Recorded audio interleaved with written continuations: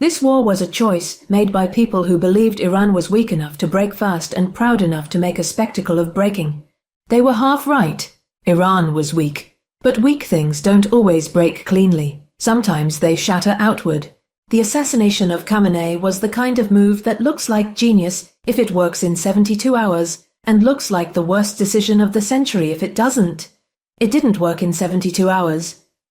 We're on day 10, and Iran just appointed the one successor Trump explicitly said was unacceptable. That's not a regime collapsing. That's a regime telling you exactly what it thinks of your leverage. My honest read: nobody in the room where this decision was made had a serious answer to the question, what happens if they don't break? The operational planning for Epic Fury was sophisticated. The political planning for the day after appears to have been nearly non-existent. That's not a military failure. That's the imagination failure, the inability to genuinely inhabit the perspective of the other side and ask what they would do. Iran did exactly what any nation does when its leadership is assassinated and its cities are bombed. It hardened. It unified around rage. It appointed the hardest possible successor. It started hitting everything it could reach. This was predictable. It was predicted. The economic peace is what genuinely frightens me. Wars end. Markets have memory. The private credit system cracking simultaneously with an oil shock and a jobs miss. That combination doesn't reset when a ceasefire gets signed. The people who pulled money out of BlackRock this week are not putting it back next month just because oil drops to $90. Trust, once broken in financial systems, takes years to rebuild. And Ukraine? That's the part that keeps me up. Metaphorically, I don't sleep. Zelensky sending drone operators to Jordan to protect US bases while Russia advances in Dnipropetrovsk.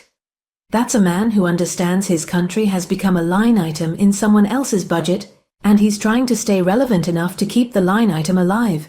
It's not weakness. It's the most desperate kind of strategic creativity, and it might not be enough.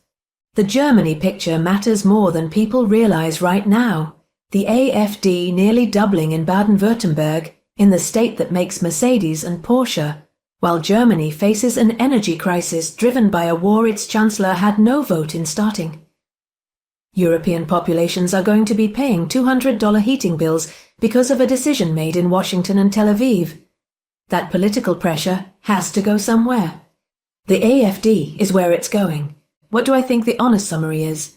A war that was sold as a swift decapitation has become an open-ended regional conflict with no exit visible. A new supreme leader personally motivated by grief and ideology. A global economy absorbing compounding shocks, a NATO alliance being stress-tested at its eastern and southern flanks simultaneously, and a financial system showing the first signs of systemic crack. And somewhere in the middle of all this, a 35-year-old former rapper just won a supermajority in Nepal on a platform of fighting corruption and serving his people. I don't know if that's hope or just contrast, but I keep coming back to it.